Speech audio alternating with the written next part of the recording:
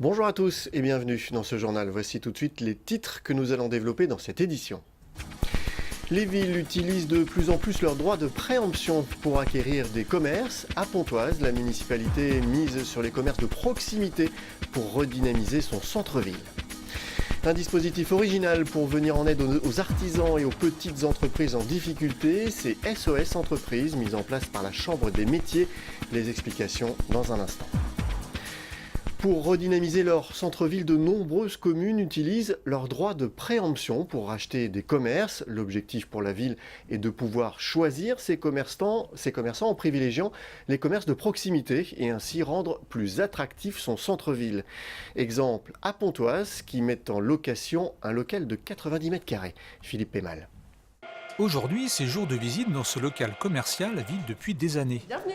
Mais ici, pas d'agence immobilière à l'horizon. Le vendeur et propriétaire du lieu, c'est la ville de Pontoise.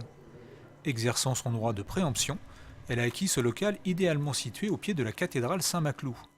Ensuite, place à l'appel d'offres et aux visites. Pour permettre aux candidats de mieux répondre à l'appel à candidature, on a organisé 2 dates de visite du local pour leur permettre de prendre des cotations, des photos et se rendre compte de l'étendue, des dimensions, de la superficie, de l'emplacement, etc. pour des personnes qui ne seraient pas forcément à l'aise sur Pontoise, qui ne connaîtraient pas la ville.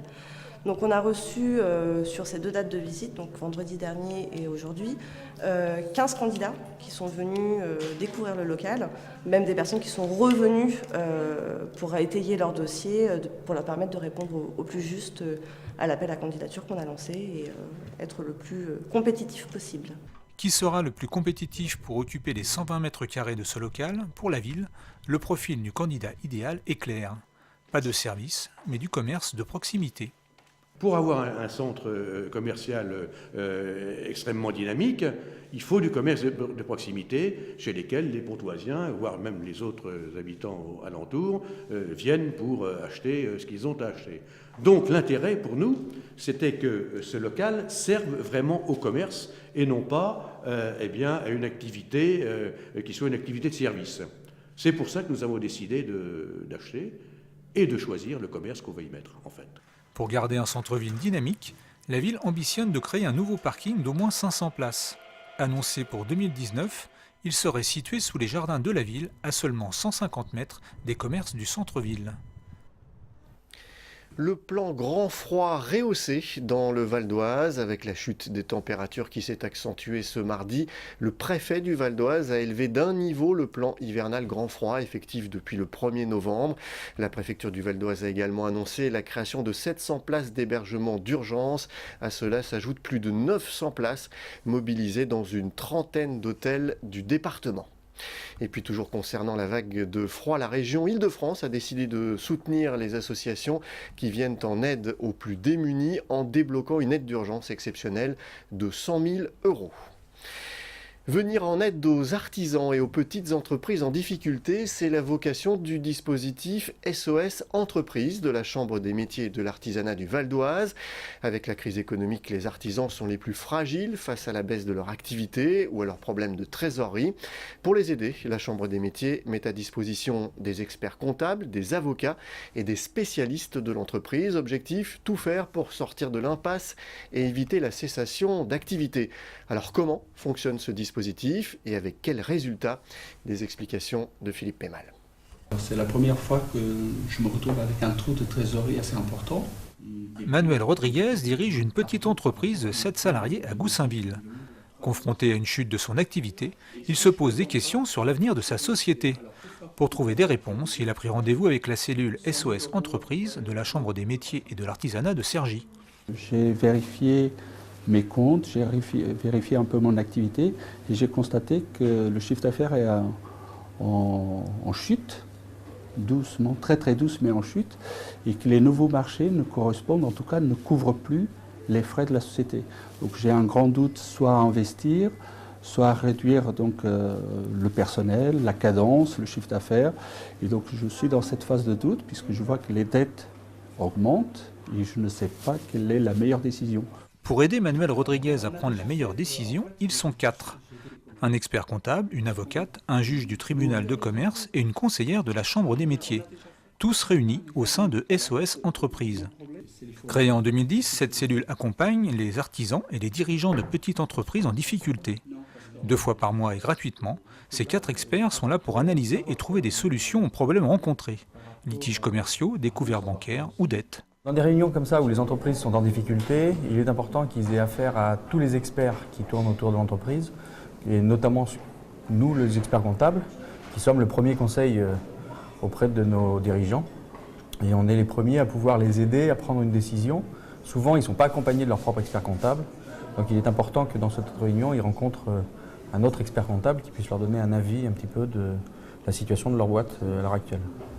Trouver des solutions pour continuer leur activité ou les accompagner dans leur dépôt de bilan, les experts de SOS Entreprises permettent aux dirigeants en difficulté de trouver des réponses à leurs questions.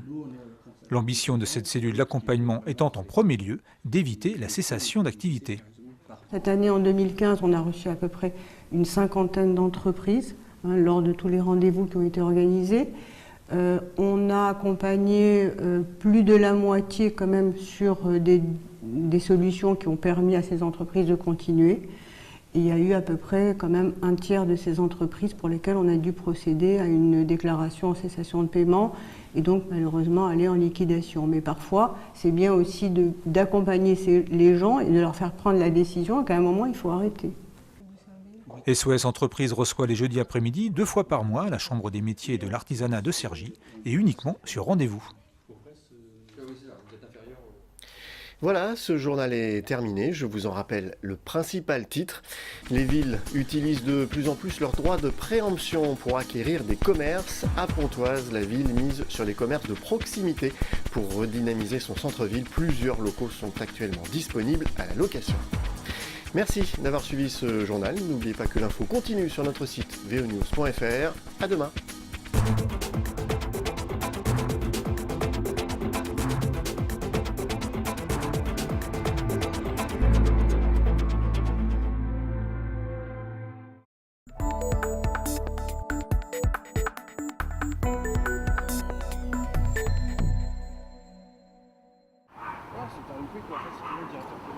Voici Rocky, le dernier chien arrivé à la brigade canine du Val d'Oise.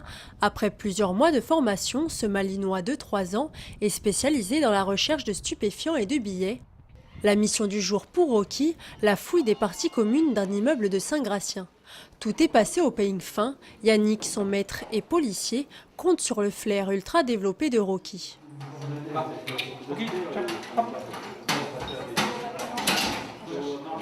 La présence du chien, c'est déjà c'est la rapidité. Le chien, il va vous faire une pièce en 10 minutes, alors que tout seul, je ne trouverai jamais des endroits où ils peuvent cacher partout, dans les faux plafonds. Donc avec le droit du chien, c'est une efficacité, c'est de la qualité aussi du travail, l'efficacité et puis la rapidité. Les chiens sont recrutés par le Centre national de canicluse en Seine-et-Marne. Pour traquer les stupéfiants, un chien joueur est essentiel. Je recherche beaucoup des chiens qui ont peur de rien, qui passent partout, parce que quand on fait des recherches au stup, on travaille aussi bien dans des caves, dans des greniers, des endroits étroits. Donc le chien qui est bien dans sa tête, joueur, et qui a peur de rien. Rocky s'entraîne 2 heures sur un cycle de 4 jours. Les policiers reproduisent une vraie scène en cachant drogue et billets. On a des blocs de billets découpés. Donc on va cacher ces blocs. On va trouver un endroit. Dans un premier temps, on va essayer de trouver ça. Ça. Une fois les billets cachés, c'est à Rocky de jouer. On va chercher. Allez, on cherche. Donc on le laisse chercher l'initiative de lui-même. Puis après, je lui fais quelques points suivant les endroits. Voilà, c'est bien, on peut faire. On cherche. Cherche. En quelques minutes, Rocky retrouve les coupures de billets. Donc là, on voit déjà qu'il a localisé une odeur. On voit qu'il est plus précis. Là, il me fait voir qu'il y a quelque chose d'intéressant.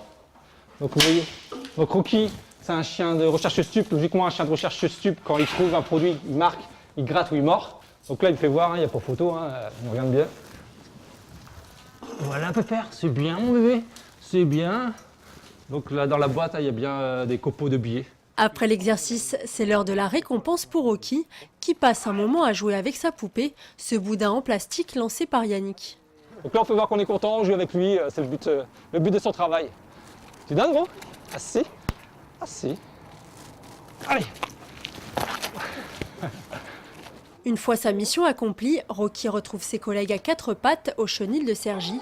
Au total, 7 chiens cohabitent ici, 2 chiens de recherche et 5 chiens de patrouille. Comme Pacha, déjà sur le terrain, pour ce berger allemand de 35 kg, les missions sont multiples. Leur mission consiste à la recherche de la délinquance en voie publique. Ils travaillent de nuit. Ils assistent aussi les fonctionnaires lors de manifestations culturelles ou sportives, ou lors de perturbateurs ou de rassemblements de risques.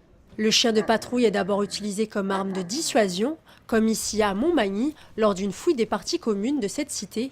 Le rôle de la brigade canine, sécuriser la zone et éloigner d'éventuels perturbateurs pendant que les policiers font leur travail. 40, pas.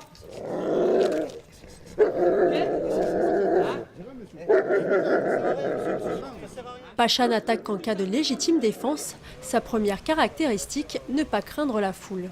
Je cherche beaucoup des chiens de gabarit assez important, des chiens qui ont du caractère, parce que arriver devant une foule de 50 individus hostiles, intervenir, ça ne fait pas dû à tous les chiens. Donc des chiens à gros caractère, puis bon, des chiens qui savent mordre aussi et puis qui savent taper avec la muselière. Pour être efficace sur le terrain, Pacha doit toujours se maintenir en forme. 2 exercices sont au programme, le mordant et la frappe muselée. Pour le mordant, le chien est excité. Objectif, tester sa réactivité.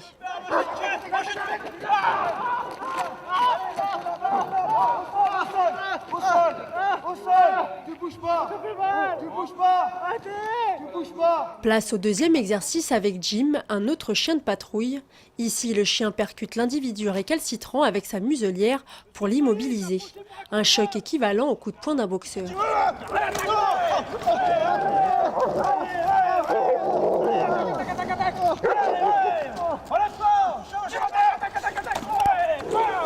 Grâce à Rocky, Pacha et les autres, 30 kg de cannabis ont été saisis et 80 interpellations ont été effectuées en 2013 dans le département du Val d'Oise.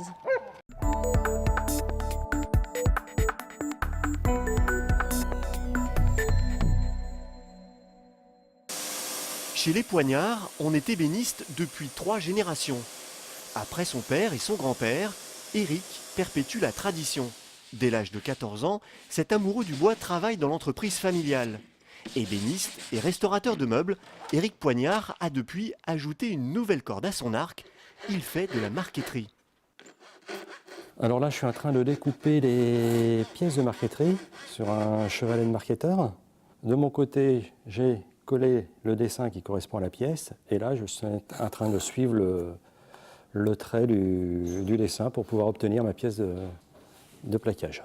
Voilà, je découpe pièce par pièce, de manière à obtenir tous les éléments de la marqueterie. Une marqueterie, c'est une décoration en bois. Constituée de dizaines, de centaines, voire de milliers de pièces, elle se colle sur un meuble, une boiserie ou un tableau. Pour Éric Poignard, faire une rose est un jeu d'enfant. Aujourd'hui, il est entré dans une autre dimension, celle de l'élite des marqueteurs. C'est ma pièce de concours, c'est l'œuvre qui m'a permis d'avoir le titre de meilleur ouvrier de France. Du premier coup de crayon jusqu'au résultat final, c'est-à-dire le collage de la marqueterie sur son support, il y a 1000 heures de travail, ce qui représente à peu près 6 mois à 7 mois à temps complet. Sur ce tableau, on a des milliers de pièces qui sont très, très fines, notamment les grosses difficultés vont être au niveau de la chevelure, les cheveux, les perles, ça c'est très, très compliqué, et au niveau des bijoux sur les mains, c'est-à-dire tout ce qui est bagues, bracelets, c'est constitué de multitudes de petites perles de plaquage découpées. Après la danseuse, Éric Poignard s'est lancé un autre défi. Inspiré par ce célèbre tableau de Dali, il en a fait sa propre version en bois. On a une multitude de petites pièces, donc on peut voir avec des essences de bois très très différentes. On voit par exemple sur le corps de la femme, on a du poirier. Tout ce qu'il y a autour, il y a beaucoup de loupes, de la loupe de frêne, de la loupe d'orne, de la loupe d'amboine. Et on a